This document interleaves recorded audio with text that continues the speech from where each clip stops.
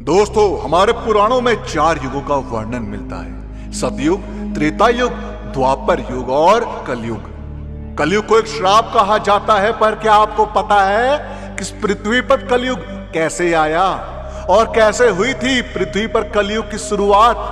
क्या आपने कभी इस बात की ओर ध्यान दिया है कि ऐसा क्या कारण रहा होगा जिसके चलते कलयुग को धरती पर आना पड़ा? अरे वहां न सिर्फ आया बल्कि यहां आकर यहीं का हो गया। तो आखिर क्या रहस्य है कलयुग के धरती पर आगमन के पीछे?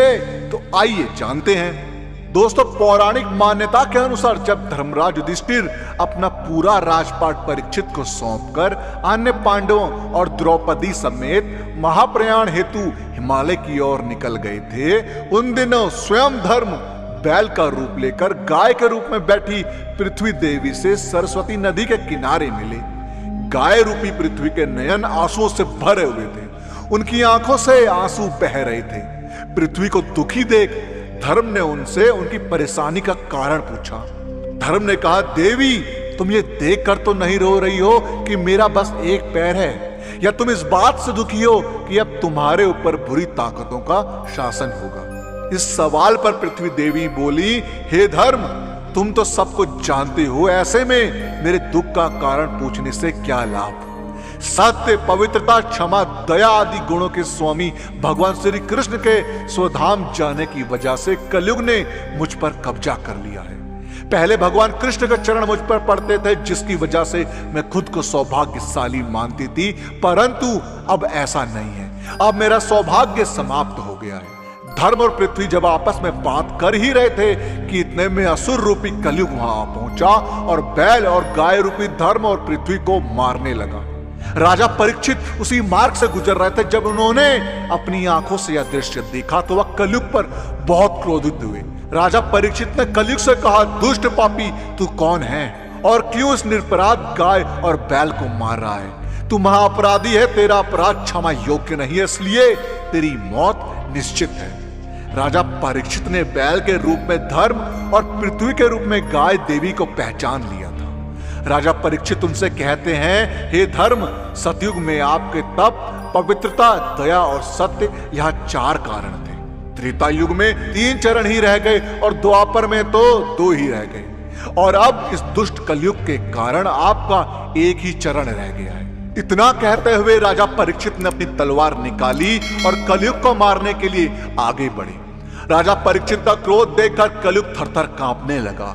कलयुग अपनी राजश्री वेशभूषा को उतारकर राजा परीक्षित के चरणों में गिर गया और क्षमा याचना करने लगा। राजा परीक्षित ने भी अपनी शरण में आकर कलयुग को मारना उचित नहीं समझा और उससे कहा कि कलयुग, तू मेरी शरण में आया, इसलिए मैं तुझे जीवन दान दे रहा हूं, किंतु अधर्म, पाप, झूठ, चोरी, कपट, दरिद्रता आदि अनेक द्रव्यों का मूल कारण केवल तू ही है। तू मेरे राज्य से अभी निकल जा और फिर कभी लौट कर नहीं आना। कलयुग ने राजा परीक्षित की बात सुनकर कहा कि पूरी पृथ्वी पर आपका निवास है। पृथ्वी पर ऐसा कोई स्थान नहीं है जहां आपका राज नहीं है, ऐसे में मुझे रहने के लिए आप स्थान प्रदान कीजिए। कलयुग के कहने पर राजा परीक्षित ने काफी सोच विचार कर कहा, असत्य, मद, काम और क्रोध का निवास जहां भी होता है, इन 4 स्थानों पर तुम रह सकते हो। परंतु इस पर कलयुग बोला, हे राजन, यह 4 स्थान मेरे रहने के लिए पर्याप्त है, मुझे अन्य जगह भी प्रदान कीजिए। इस पर राजा परीक्षित ने कलयुग को रहने के लिए स्वर्ण के रूप में 5वां स्थान प्रदान किया। कलयुग इन स्थानों के मिल जाने पर प्रत्यक्ष रूप में तो वहां से चले गया, किंतु कुछ दूर जाने के बाद अदृश्य रूप में वापस आकर राजा परीक्षित के स्वर्ण मुकुट में निवास करने लगा। और फिर इसी तरह से कलयुग का आगमन धरती पर हुआ। मार्कंड पुराण में वर्णन मिलता है कि कलयुग के शासक मनमाने ढंग से जनता पर राज करेंगे, धर्म को नजरअंदाज किया जाएगा और लालच, झूठ और कपट सबके दिमाग के ऊपर हावी रहेगा। लोग बिना किसी पश्चाताप के हत्यारा बनकर लोगों की हत्या भी करेंगे। संभोग ही जिंदगी की सबसे बड़ी जरूरत बन जाएगी। लोग बहुत जल्दी कसम खाएंगे और उसे तोड़ भी देंगे। लोग मदिरा और अन्य नशीली चीजों की चपेट में आ जाएंगे। ब्राह्मण ज्ञानी नहीं रहेंगे, क्षत्रियों का साहस खत्म हो जाएगा और वैश्य अपने व्यापार में ईमानदार नहीं रह पाएंगे और पाप अपने चरम पर होगा।